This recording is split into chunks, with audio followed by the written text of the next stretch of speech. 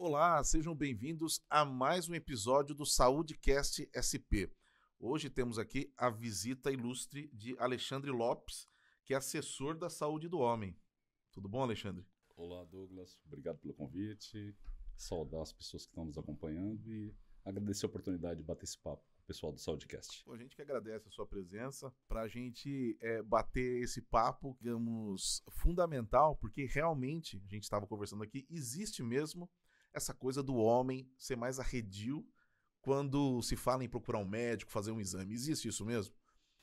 Esse é um aspecto da cultura masculina e é bem interessante a gente poder falar disso porque a política municipal, as políticas de saúde, né, nós temos uma política nacional e uma política municipal que elas abordam justamente a questão da masculinidade porque é um componente que interfere nisso. O homem, por uma série de aspectos, ele vai menos às unidades de saúde. Ele procura menos ajuda, procura menos tanto o tratamento, ele deixa para ir na última hora. Né? E isso a gente sabe que é aquela velha máxima, né? Prevenir é melhor do que remediar. Então, nós trabalhamos na política municipal, dentro da Secretaria, a Secretaria Municipal de Saúde tem isso como uma das suas frentes de atuação, porque a masculinidade ela tem uma série de virtudes, mas ela tem esse aspecto complicado. Eu acho tão importante isso, existir esse trabalho dentro da Secretaria Municipal da Saúde, né, que é um trabalho que a gente, quase os outros estados, outras cidades, a gente nem sabe se eles têm especificamente esse trabalho, né, que existe aqui em São Paulo, que é o mesmo que já existe em nível nacional, né? Essa preocupação. Eu queria saber como que é na prática o trabalho de vocês, o dia a dia ali, se vocês acompanham números, como que vocês se aprofundam nesse assunto mesmo? É importante você tocar, enquanto política pública, né, ela é relativamente recente. Né? O SUS ele tem uma série de ações há muito tempo, para o conjunto da população e também para a população masculina. Em nível nacional, desde 2009, meados de 2009, 2010, se estruturou uma política nacional e o município de São Paulo também, de uma maneira muito diferenciada, até porque nossos desafios são maiores, ele acabou encampando isso e reforçando isso com uma política municipal. Você até tinha me falado, o senhor me falou que em junho agora vocês fizeram uma ação no Dia Nacional do Homem, né? Como é que foi isso? Para essa questão que você colocou, das nossas ações efetivamente alcançarem essa população masculina, que muitas vezes não vem, então nós fazemos mobilizações dentro da nossa programação de saúde, anual de saúde, na Secretaria. Nós temos mobilizações durante o ano, porque nós aproveitamos, né, inclusive agradecer a mobilização da imprensa em torno do calendário da saúde. Nós pegamos essas datas em que o tema ele tem maior visibilidade. Então, 15 de julho é o Dia Nacional do Homem. Nós temos um dia. Preparamos uma estratégia para que mobilizasse a rede nos espaços masculinos. Então, o pessoal visitou barbearia, bar, tabacaria.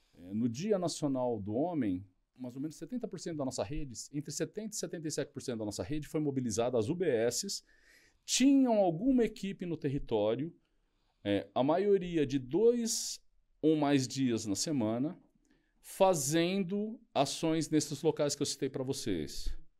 Né? Aqueles que são mais, nós chamamos de espaços masculinos, aqueles tradicionais, campo de futebol, quadra de prática esportiva, academia de saúde. Nós estamos fechando o balanço. Nós tivemos 16 mil homens alcançados em uma semana de atividades. Para você ver como é relevante isso. Ele chega próximo o que a Secretaria consegue alcançar em um Avança Saúde. Nós temos essa outra frente. Né? O Avança Saúde é uma estratégia que vem se consolidando da Secretaria Municipal de Saúde com várias temáticas.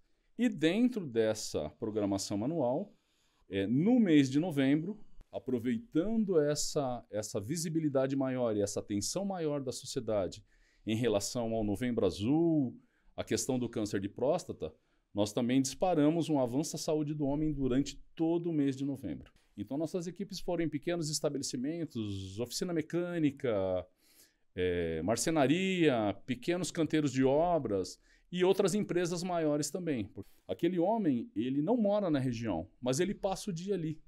Então é uma oportunidade excepcional das nossas unidades de saúde também desenvolverem ações que são oferecidas nas nossas UBSs. Testagem sexualmente transmissíveis, doenças crônicas, um conjunto de doenças e problemas que é muito importante para a população masculina, hipertensão, diabetes. Isso até que eu ia perguntar, baseado nesse estudo de vocês, tal, quais são as doenças que mais atingem os homens? O homem ele está sujeito, como a mulher também, a uma série de doenças. Na população masculina, hoje, a principal causa de morte, e morte precoce, que é morte antes dos 70 anos de idade, é doença cardiovascular, que é causada, é uma consequência de longo prazo, é uma doença crônica, muitas vezes silenciosa, né, decorrente de hipertensão, diabetes, obesidade.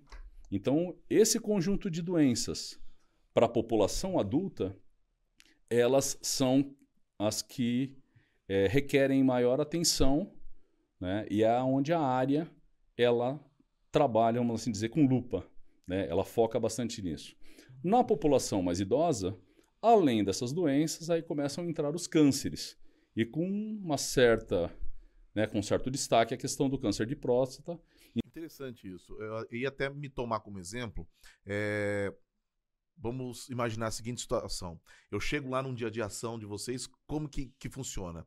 Eu passo por todos esses testes, ou por conta da minha idade, se eu fosse talvez um pouco mais idoso, já não faria algum outro teste? Como que funciona se eu chegando lá num dia de ação? Como que eu seria atendido lá? Bem importante isso que você colocou. Em cada mobilização, aquelas ações que são rotineiras da rede, porque a gente também tem que pensar que aquilo é oferecido, né, para que a população masculina ela acesse o serviço e depois continue com o vínculo com aquele serviço, dando continuidade ao seu cuidado. E buscar o homem no espaço dele é justamente para facilitar o primeiro contato, que é melhorar acesso. O que é acesso? Eu tenho um primeiro contato.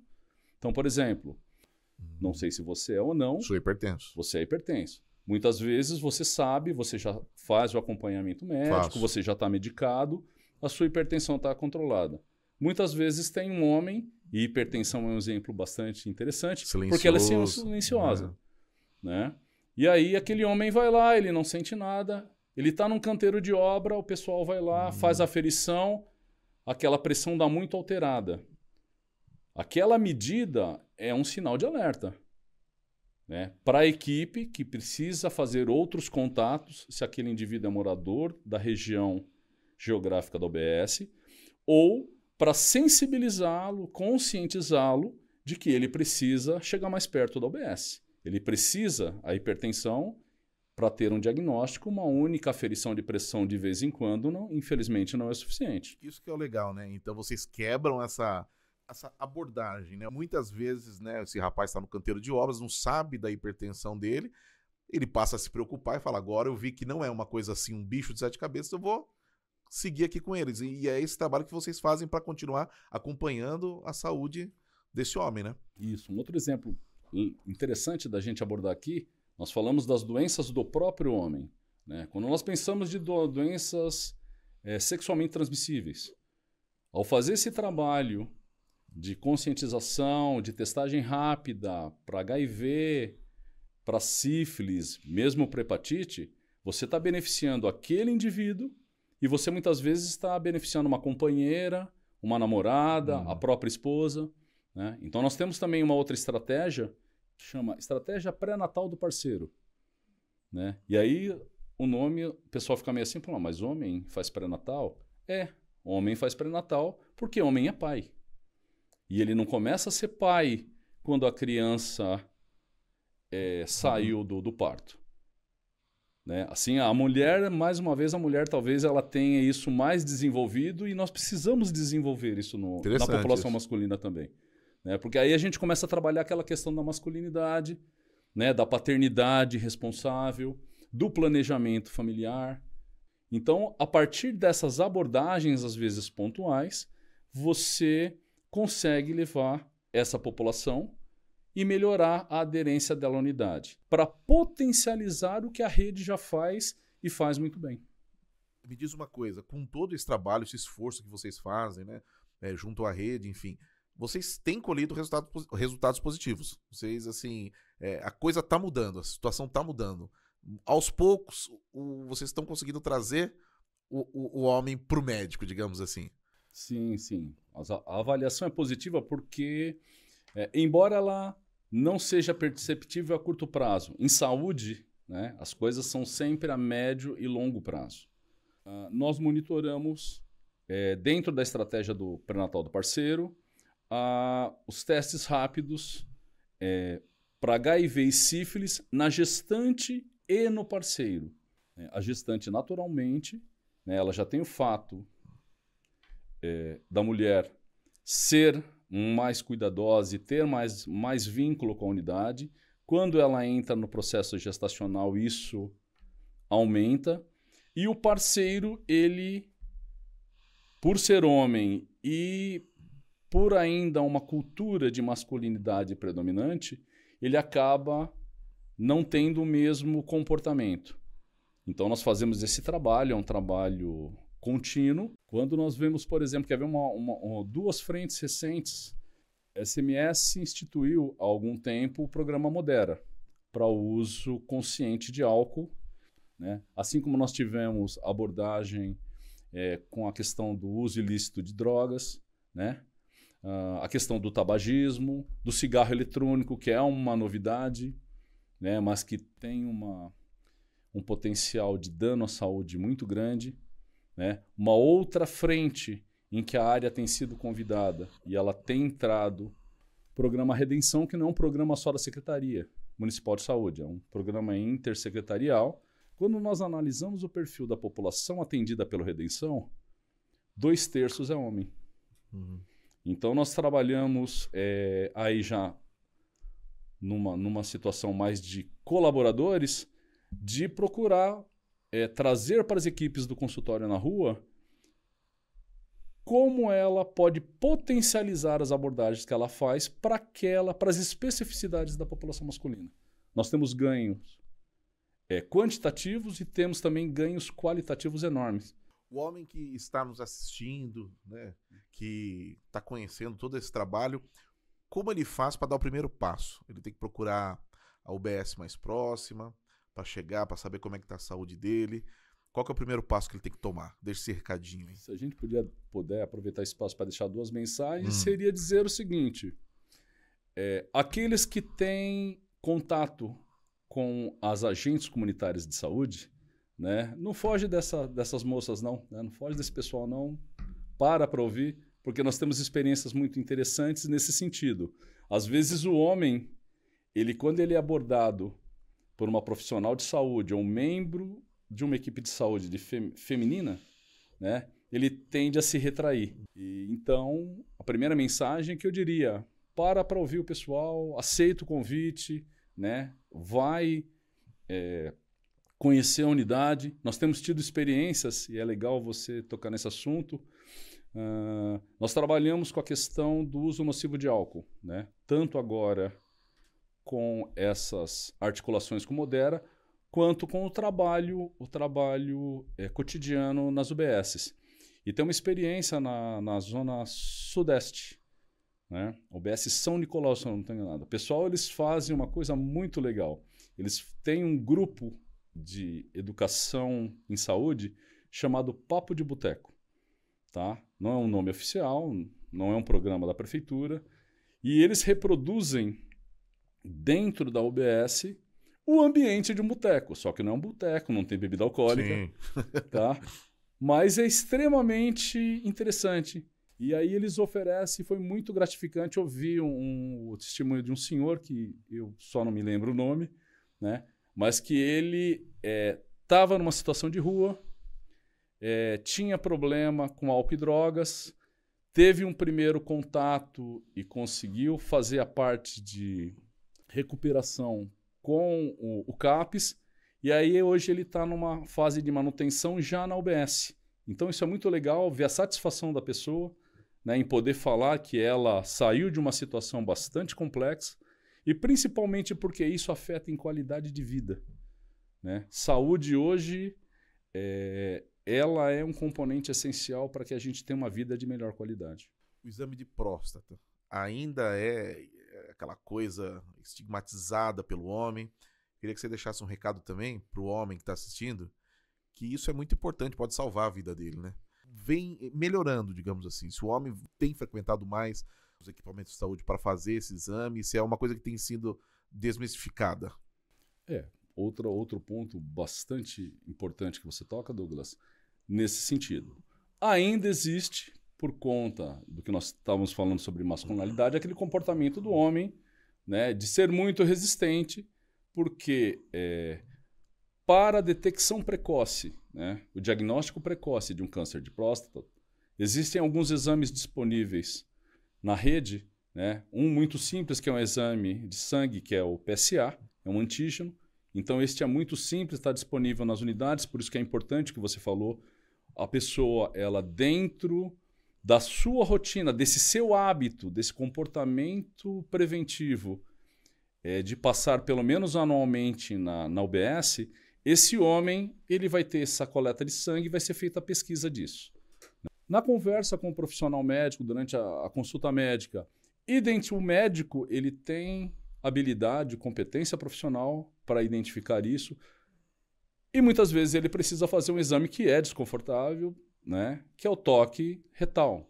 Não tanto, é mais estigmatizado do que necessariamente desconfortável, mas é um exame essencial para que a gente consiga tentar identificar esse tipo de câncer mais cedo. Tá? Feito isso, né, que ainda nós estamos numa mudança de comportamento, os números têm mostrado, né, que também existe uma evolução positiva, mas ela ainda ela precisa avançar mais. Como você falou, né, é a longo prazo que às vezes a gente vê o resultado. E também porque, vamos lá, especificamente câncer de próstata, ele tem uma faixa etária de maior risco. Né? O câncer, normalmente, epidemiologicamente, ele aparece mais numa população de idade mais avançada. Essa população, culturalmente, tem hábitos mais antigos, é mais resistente. Né? Agora, também existe uma população numa idade um pouco mais jovem, em torno dos seus 50, 40 anos, que tiver outros fatores de risco, ela também precisa estar mais atenta. Se o pai, por exemplo, teve essa doença, é um fator de risco. Se ela teve um histórico, se ela teve um histórico na família, ela precisa... Ou de outro câncer também, a mãe...